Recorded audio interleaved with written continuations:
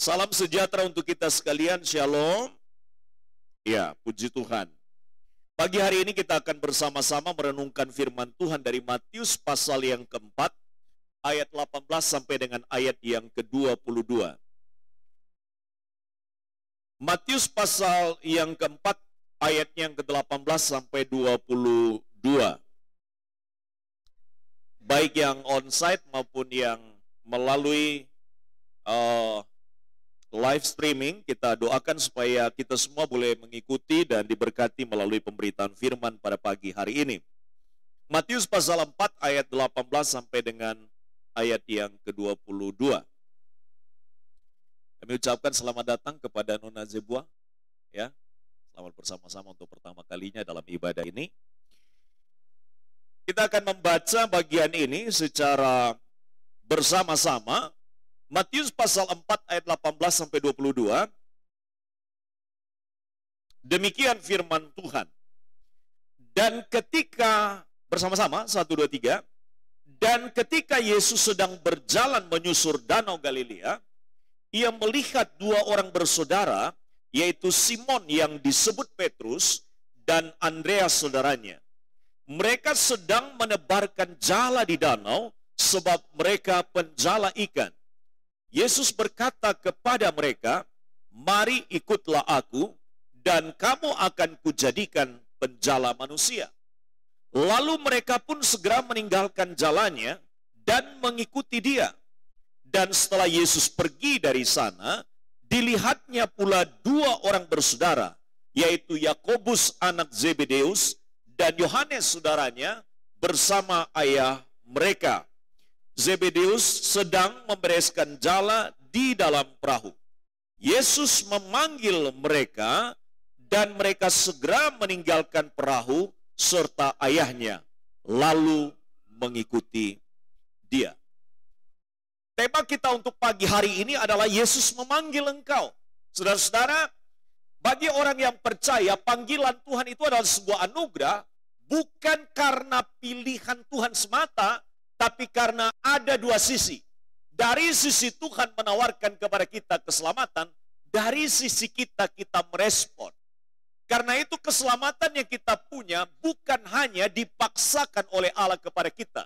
Sehingga konsep atau pemahaman bahwa Allah yang memilih kita adalah Allah yang tidak memaksakan kehendaknya, melainkan Allah yang memberikan kepada kita kesempatan untuk dapat memilih, untuk dapat merespon. Nah, memang betul sebagaimana Efesus pasal 2 ayat 8 dan 9 katakan, sebab karena kasih karunia kamu diselamatkan oleh iman. Itu bukan hasil usahamu, bukan menjadi usaha dari kita untuk mendapatkan keselamatan. Karena itu akan menggugurkan pemahaman-pemahaman dari agama-agama atau kepercayaan-kepercayaan yang ada di dunia ini. Apa itu? Bahwa mereka berkata bahwa keselamatan itu bisa diusahakan. Keselamatan itu dapat diupayakan dengan usaha manusia. Dengan berbuat baik, dengan berbuat segala hal yang benar, ya, dengan hal-hal yang menyenangkan, dengan cara mempunyai pengetahuan tentang Allah, dan lain sebagainya. Tapi itu tidak cukup. Tidak cukup. Karena usaha manusia itu tidak pernah membawa dia untuk bertemu kepada Allah. Dan itulah sebabnya kekristenan menawarkan sebuah solusi permanen. Apa solusi permainannya? Adalah bahwa dia yang adalah Tuhan dan Juru Selamat, ia datang untuk memberi kepada kita tuntunan, untuk menjelaskan sorga apa, karena agama-agama tidak bisa menjelaskan sorga. Karena agama-agama tidak bisa memastikan soal sorga. Karena agama-agama tidak bisa meyakinkan kita kepastian tentang keselamatan. Kecuali hanya bisa menyatakan bahwa inilah.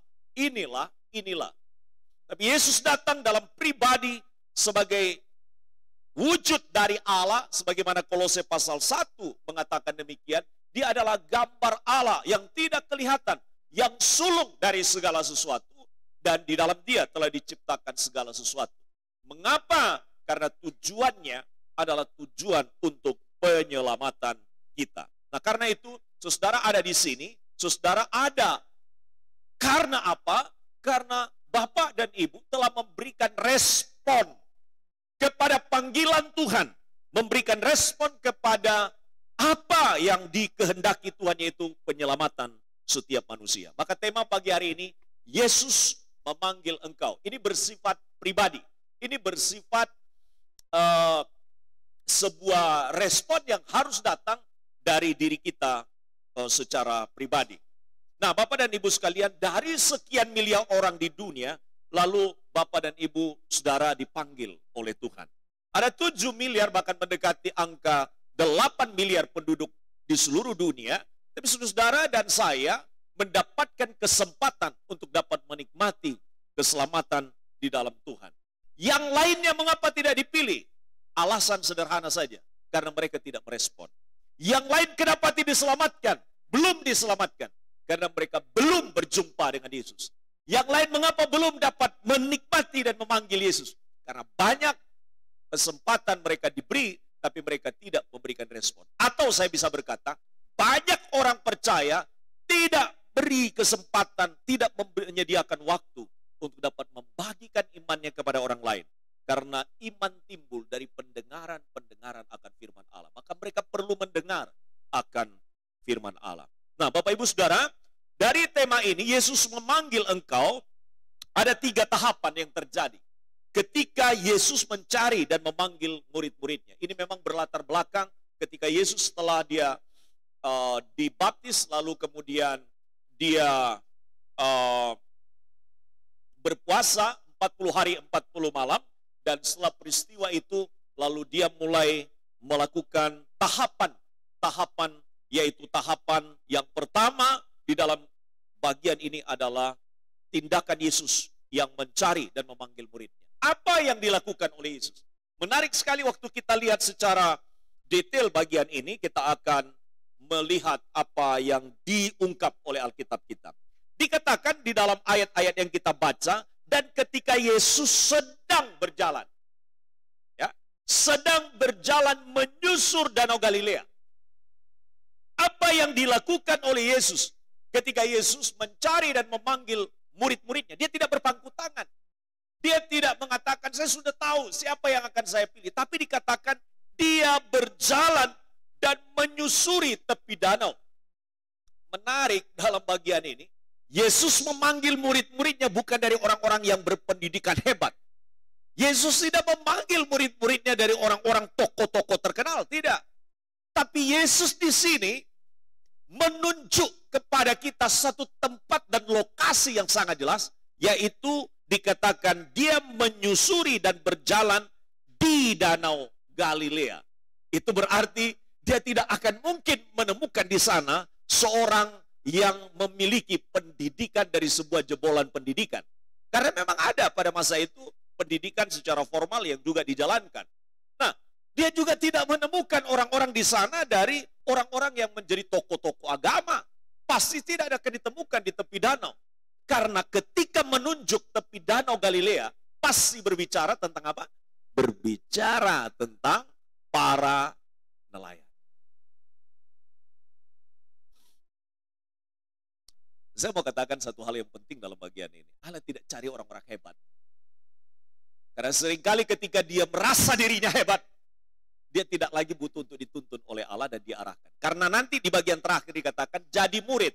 Jadi murid itu ada beberapa hal yang akan dikerjakan menjadi seorang murid. Karena itu kita akan melihat dan kemudian mendeteksi diri kita nanti ketika kita akan membaca dan mendalami secara lebih detail dari bagian-bagian firman Tuhan ini. Jadi tahapan yang pertama adalah Yesus mencari dan memanggil murid-murid. Itu berarti Yesus berjalan menyusur Danau Galilea. Itu berarti ada upaya dan usaha dari Yesus. Dari sisi Yesus, ada upaya dan usahanya untuk mencari dan memanggil murid-muridnya. Dan ini satu keberuntungan yang luar biasa. Bagaimana mungkin Allah mengarahkan perhatiannya kepada para nelayan yang akan menjadi calon muridnya? Itu berarti kita mau mengatakan mereka adalah dari kalangan-kalangan biasa, bukan dari kalangan terhormat. Itu berarti juga bahwa Allah tidak memandang rupa orang siapa yang mau dipanggilnya.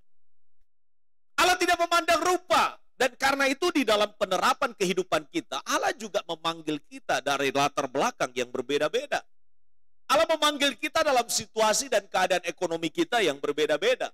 Allah memanggil kita dari suku dan dari latar belakang pendidikan yang berbeda-beda.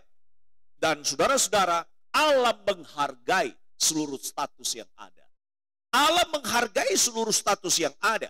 Sehingga dalam bagian ini, tak pernah ada dalam pikiran kita mestinya untuk meremehkan orang dalam berbagai macam status.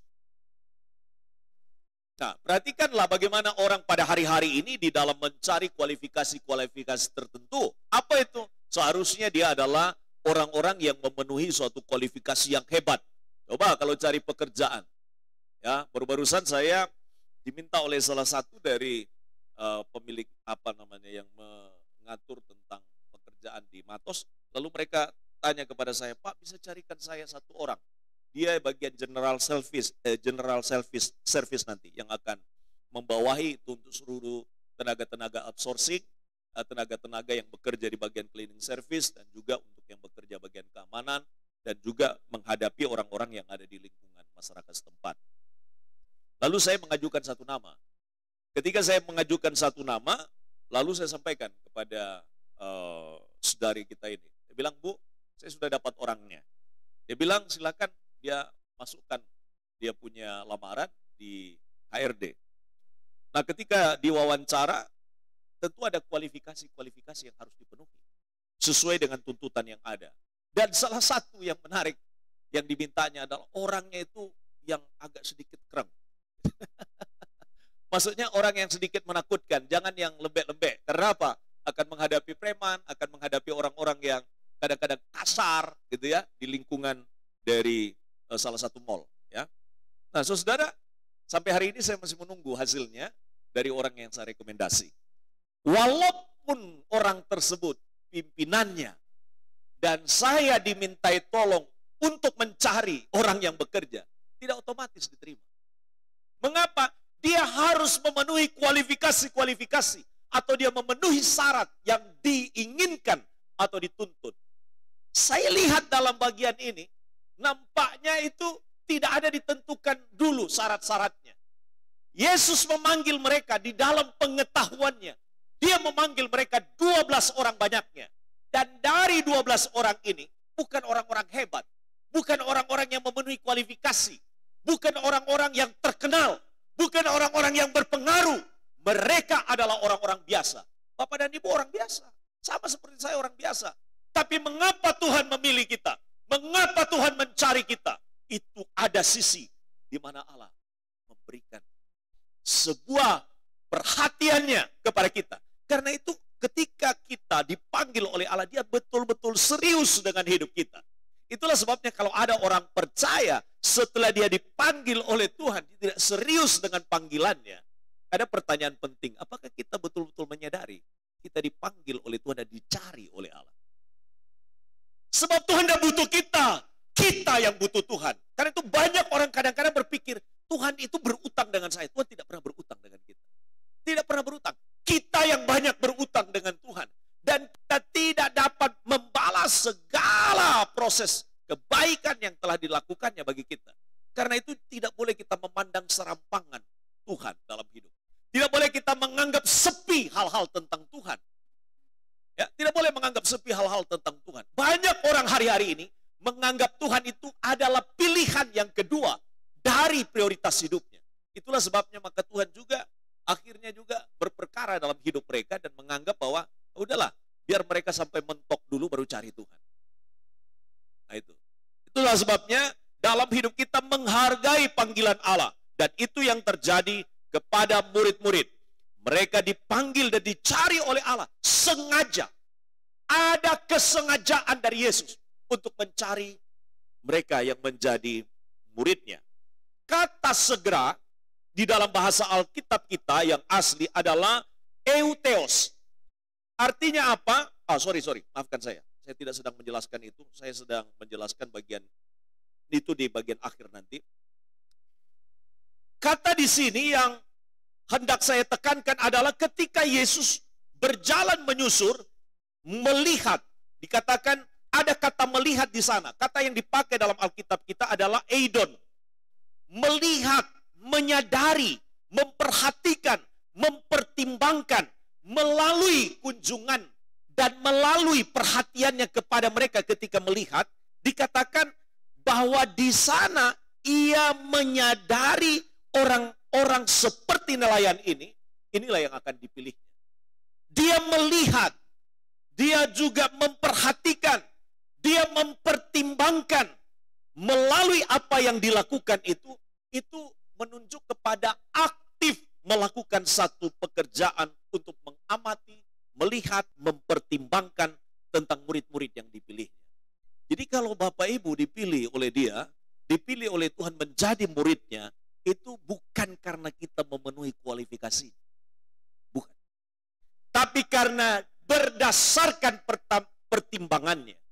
Dia melihat bahwa mereka ini adalah orang-orang yang mau, orang-orang yang bersedia. Nanti kita akan lihat bagaimana hal yang paling sederhana yang dituntut dan diminta tidak lebih daripada mereka mau dan mengikut. Hanya itu saja yang diminta. Tidak ada syarat lain.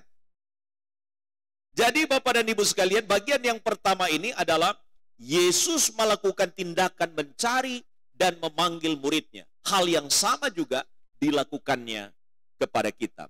Dia melihat kita, dia memperhatikan kita, dia mempertimbangkan kehidupan kita. Dan karena itu dia datang mengunjungi kita dan memanggil kita untuk menjadi pengikutnya. Karena itu mari kita serius di dalam panggilan Tuhan atas hidup kita. Yang kedua, tahapan yang kedua adalah Yesus menemukan murid-muridnya dan memanggil mereka menjadi muridnya. Jadi bukan hanya menjadi pengikut Yesus, hanya terima Yesus sebagai Tuhan dan Juru Selamat, tidak. Tapi harus dimuridkan. Dimuridkan itu berarti ada proses antara seorang yang diajar dengan seorang yang mengajar. Yesus dalam hal ini memanggil murid-murid, yaitu Simon, Petrus, dan Andreas. Mereka rupanya sedang menebarkan jala, bukan nganggur orang-orang ini. Yesus tidak juga memanggil orang-orang yang menganggur, tapi dia memanggil orang-orang yang sedang bekerja. Dikatakan di sana bahwa Simon, Petrus, dan Andreas sedang menebarkan jala. Artinya sedang bekerja. Simon, Petrus, dan Andreas tentu kalau kita lihat di sini bekerja sebagai penjala ikan. Mereka orang-orang yang fokus untuk bekerja sebagai penjala ikan. Di situasi mereka sedang bekerja, di situasi kesibukan mereka, Allah memanggil mereka. Karena itu saya katakan, sesibuk-sibuknya kita, kalau Tuhan memanggil kita, kalau Tuhan mengundang kita, datanglah. Apa susahnya datang 1 kali 1 minggu ke gereja? Itu susah sekali. Banyak orang percaya hanya tempelannya orang Kristen, tapi kehidupan hari-harinya, ketaatannya kepada Allah, maka kita bicara tentang masalah seorang murid. Seorang murid itu bukan hanya bicara tentang murid, tapi bicara tentang ketaatan, mengiring dia, dan mengikuti dia. Saya sering katakan begini, kalau kita meremehkan ibadah kita, orang lain pun akan meremehkan sikap beribadah kita. Ketika kita kemudian dapat membuat jadi fleksibel segala sesuatu, kita kan punya ibadah. Tidak tahu lah, pagi, siang, atau sore. Saya agak lebih fleksibel orangnya. Artinya, setidak-tidaknya dalam 1 minggu itu, masa kita libur dalam ibadah kita. Tidak bisa pagi, ibadah siang. Tidak bisa ibadah siang, ibadah sore. Ada pilihan dalam hidup. Tidak punya uang untuk datang, bisa jalan. Cari gereja yang terdekat tempat kita tinggal. Intinya adalah bahwa kita sebagai orang yang dipanggil oleh Tuhan, sesibuk-sibuknya kita, sepadat-padatnya kegiatan kita, berilah waktu kepada Allah. Karena Allah begitu peduli akan hidup dan kerohanian kita. Makanya kehidupan orang percaya itu dia ada waktu pribadi. Dia ada waktu bersama secara kolektivitas dengan orang-orang yang dibangun imannya. Tapi juga ada waktu di mana dia juga ada di tengah-tengah masyarakat untuk dapat menampilkan cara hidup Kristennya yang tadi beribadah. Itulah sebabnya Bapak dan Ibu, kalau kita menempatkan ibadah kita, itu prioritas, orang lain akan menghargai. Coba Bapak Ibu, saya sering kali diundang di dalam acara-acara kegiatan-kegiatan yang pas acara ibadah. Saya sampaikan kepada RT, mohon maaf hari Minggu itu kami ibadah, jadi saya tidak bisa ikut. Kalau ada pekerjaan yang saya bisa kerjakan, kalau ada hal yang bisa saya sumbangkan, saya sumbangkan. Tapi kalau seandainya untuk masalah ibadah saya tinggalkan, mohon maaf.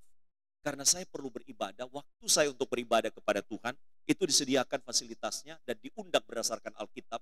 Undangannya bukan undangan gereja, tapi undangannya adalah undangan Alkitab. Apa itu? Hari Kudus Tuhan itu hari di mana Tuhan memanggil kita. Sesibuk apapun kita, coba sediakan, prepare waktu kita, atur sedemikian rupa. Tidak bisa pagi, siang, tidak bisa siang, sore. Saya tidak terlalu fanatik soal masalah keanggotaan gereja, tapi kita harus setia di mana kita beribadah. Untuk bertumbuh secara rohani, kita diberi fasilitas oleh Tuhan. Diberi fasilitas. Di gereja kita ada, di gereja saudara sahabat kita. Jangan fanatik, terlalu fanatik berlebihan dengan masalah gereja. Karena iman kita bertumbuh bukan hanya oleh satu pelayanan, tapi juga oleh banyak pelayanan. Tapi saya mau katakan, satu gereja perlu memberikan sebuah pemahaman pengajaran tentang bagaimana jemaat bertumbuh. Yaitu menetap, bertumbuh di sana, ditanam di sana, disiram di sana. Di situ dia mengalami sebuah pertumbuhan. Karena ada sebuah proses di mana seseorang bisa bertumbuh, tidak bisa jalan-jalan atau keliling-keliling. Nah, di sini kita lihat sebagai satu pengajaran penting. Yesus memanggil murid-muridnya. Dan kemudian mereka bukan lagi nganggur, tapi mereka sedang bekerja. Sedang sungguh-sungguh mengerjakan pekerjaannya. Tuhan juga tidak cari orang yang pengangguran. Tuhan tidak cari orang yang tidak mau juga memberi respon kepadanya. Karena itu mari kita aktif di dalam hidup, dalam juga mengiring Allah. Yesus memanggil mereka untuk mengikut Yesus. Tujuannya jelas. Buat apa aku panggil engkau? Ikutlah aku, dikatakan oleh Yesus. Dan mereka dikatakan dipanggil untuk mengikut Yesus. Mereka harus memilih tentunya untuk tetap bekerja sebagai penjaga ikan, penjala ikan, atau mengikut Yesus. Ini pilihan yang sulit. Yesus menjelaskan mengapa ia memanggil mereka, yaitu menjadi penjala manusia. Alkitab bahasa Indonesia sehari-hari menerjemahkan, aku akan mengajar kalian menjala orang, bukan menjala ikan, tapi menjala orang. Menjala orang itu adalah memenangkan orang. Memenangkan orang itu adalah mengajarkan, memberitakan tentang Yesus kepada mereka. Banyak orang hanya sibuk dengan pekerjaannya, tapi tidak sibuk dengan pekerjaan rohani yang juga sama pentingnya dengan pekerjaannya. Yesus menyeimbangkan antara menjala ikan dengan menjala manusia. Ini dua penting yang tidak boleh dipisahkan dari hidup orang percaya, sama seperti dua sisi mata uang. Tidak punya nilai uang itu kalau hanya satu sisi saja. Dia punya nilai ketika dua itu berjalan secara berbarengan. Apa itu dalam praktek kita? Kita menjalankan pekerjaan kita. Silakan bekerja. Yang sekolah, silakan sekolah. Tapi jangan lupa ada sisi lain. Di sekolah, di tempat kerja, di situ kita sedang dipanggil Tuhan juga untuk menjala manusia. Apa itu? Melalui hidup kita, melalui perilaku kita, melalui apa yang kita kerjakan, disitulah kita sedang melakukan proses panggilan Allah untuk menjala manusia. Jadi, Bapak dan Ibu, tidak harus tunggu menjadi pendeta seperti Pak Adi, atau sekolah Alkitab seperti Pak Adi, atau menjadi majelis gereja, baru kita bisa menjala manusia. Saya baru sampaikan kepada Bapak Ibu, dari antara kita ini, dulu saya sampaikan satu kesaksian. Bahwa apa yang kita kerjakan sehari-hari, itu diperhatikan orang. Dan membuat daya tarik bagi mereka ketika kita konsisten melakukan. Hari Jumat kemarin saya berbicara tentang hidup orang Kristen itu bukan hanya konsisten ikut Yesus, tapi persisten. Persisten itu artinya apa? Dia gigih orangnya, tidak mudah menyerah. Dia kuat dalam hal masalah prinsip soal ikut Yesus. Dia tidak gampang menyerah dalam menghadapi segala sesuatu. Banyak orang bisa memulai ikut Yesus, tapi dapat mengakhiri dengan baik. Banyak orang bersemangat melayani di awal, tapi kemudian menurun semangatnya. Setidak-tidaknya kita harus bisa stabil dan kalau bisa mengalami sebuah proses peningkatan dalam hidup. Kalau orang kemudian mengecewakan kita, jangan pernah patah semangat. Karena itu, karena manusia memang bukan tempat kesempurnaan yang kita peroleh. Tapi Kristus adalah pribadi di mana kita terus menteladani dirinya dalam kita mengiring dia. Nah, Yesus memanggil mereka untuk apa? Mengikut dia. Mereka harus memilih. Dan pilihan itu diminta kepada mereka. Yesus menjelaskan mengapa dia memanggil mereka. Pekerjaan dengan istilah penjaga, penjala manusia, itu nampaknya dipakai Yesus. Dia tidak menghilangkan istilah itu, penjala manusia. Penjala manusia dan penjala ikan. Yesus masih memakai kata penjala. Nah, maksudnya adalah, kalau engkau mempunyai pengalaman menjala ikan, aku juga mengajari engkau sekarang untuk menjala manusia. Di ayat 19 yang kita baca dikatakan, Yesus berkata kepada mereka, mari ikutlah aku, dan kamu akan kujadikan penjala manusia. Ini sekarang dia bawa mereka dari fokus kepada penjalaan ikan, sekarang fokus kepada penjalaan manusia. Pertanyaan saya dalam bagian ini, kapan terakhir Bapak Ibu memberitakan Injil? Yang pertama. Yang kedua, kapan Bapak Ibu bawa orang untuk ikut Yesus? Kalau pertanyaan ini kita tidak bisa jawab, berarti kita sedang ada dalam proses untuk terus menjalankan tanggung jawab ini. Kapan terakhir kita bersaksi kepada orang lain tentang Yesus? Yang kedua, kapan terakhir kita bawa orang kepada Yesus? Tahun yang lalu, 2 tahun yang lalu, 3 tahun yang lalu, 5 tahun yang lalu. Apabila kita lupa tanggung jawab kita, jangan sibuk hanya untuk pekerjaan duniawi.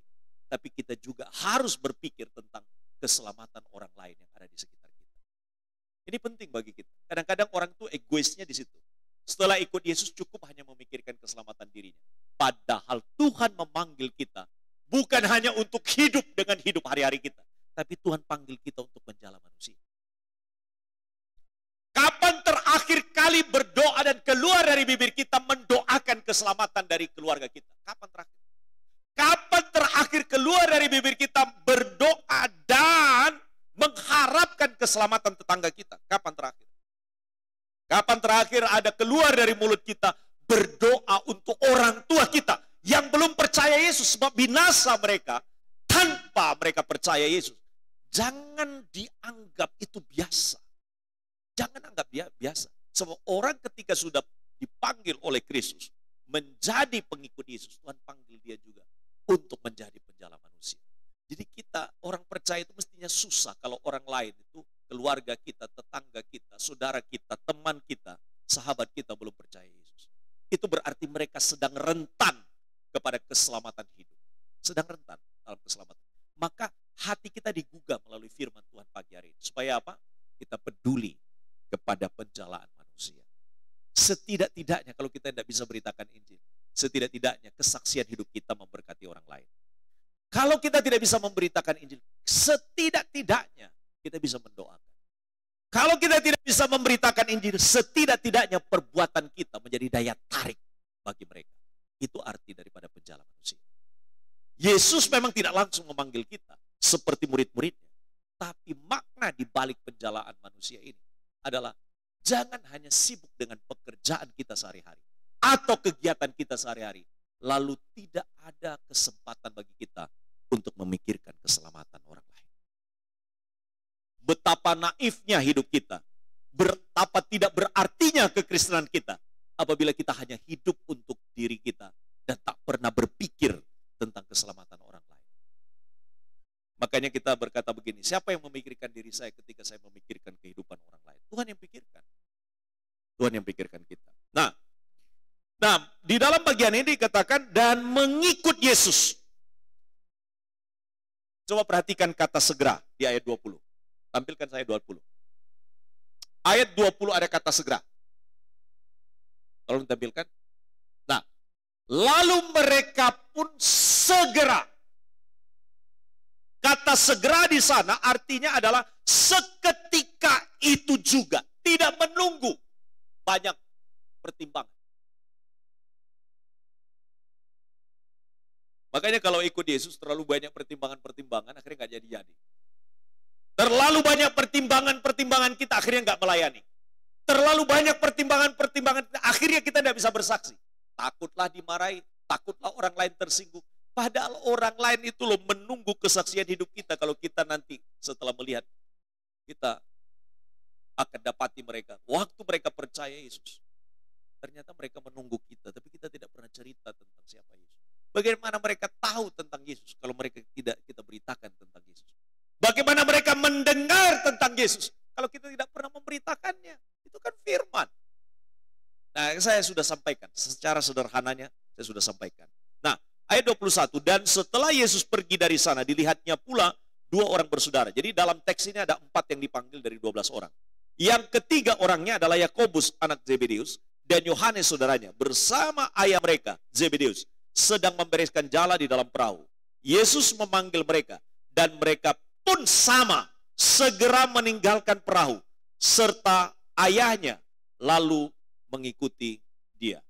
Yakobus dan Yohanes segera meninggalkan perahu. Yakobus dan Yohanes segera meninggalkan ayahnya. Apa enggak penting ayahnya? Apa enggak penting pekerjaannya? Masalah mengikut Yesus itu adalah masalah pribadi. Bukan masalah dari izin keluarga, bukan. Jadi keputusan mengikut Yesus itu enggak perlu takut kalau mengikut Yesus. Bagaimana? Nanti bagaimana resikonya? Bagaimana akibatnya? Mengikut Yesus itu pikul salib juga ada. Jadi tidak selalu kadang-kadang jalannya selalu mulus. Mengikut Yesus itu ada tantangannya. Ada pergumulannya. Tapi percaya mengiring Yesus itu, mengikut Yesus adalah panggilan hidup yang paling mulia dalam hidup kita. Karena itu bersyukurlah. Ya. Dikatakan oleh Alkitab, ketika mereka dipanggil oleh Yesus, baik Petrus maupun saudaranya Andreas, baik Yakobus maupun saudaranya Yohanes, segera meninggalkan pekerjaannya dan dipakai kata di sana, mengikuti. Kata mengikuti atau akolauteo itu artinya apa? Nah, itu dalam sekali artinya. Artinya adalah mengikut. Artinya adalah mengiringi atau berjalan bersama-sama. Artinya adalah mengikuti sebagai seorang murid, berarti terus diajar. Dan yang terakhir adalah menaati, taat. Ini maksudnya di sini mengikuti. Jadi mengikut bersama dengan Yesus, belajar dengan Yesus, mengikut sebagai seorang murid, dan menaati. Itu loh yang 3,5 tahun ikut Yesus saja masih ada yang gagal. Siapa? Yudas. Itu saja 3,5 tahun masih ikut. Kasihnya Petrus kepada Yesus, ada kasih yang palsu.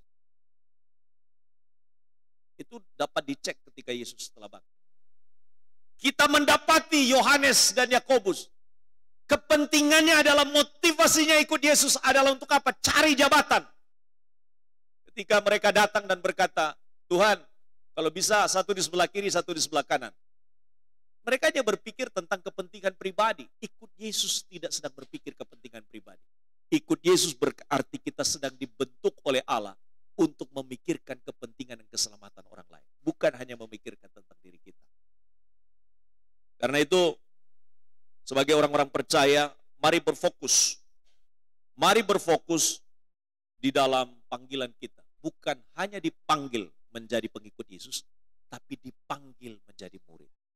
Dipanggil menjadi murid, itu berarti kita dipanggil untuk menyertai atau bersama-sama belajar dari Yesus. Karena kita semester ini belajar dalam satu subtema dari tema utama kita, yaitu menjadi serupa dengan Yesus.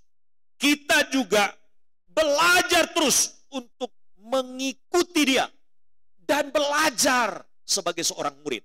Dan yang terakhir, kita diajar untuk kita ditingkatkan lagi ketaatan. Kalau kemarin kurang taat, sekarang lebih taat. Kalau sudah lebih taat, berarti konsisten taatnya. Kalau sudah konsisten taatnya, berarti itu akan jadi berkat bagi orang lain. Bapak dan Ibu, saya simpulkan firman Tuhan pagi hari ini. Tuhan memanggil engkau dan saya, kita diminta menjadi murid. Menjadi murid yang mengikuti dia, yang mentaati dia, dan yang terus belajar kepada Yesus. Sehingga dengan demikian, kita disebut sebagai pengikut-pengikutnya yang benar. Kita berdoa.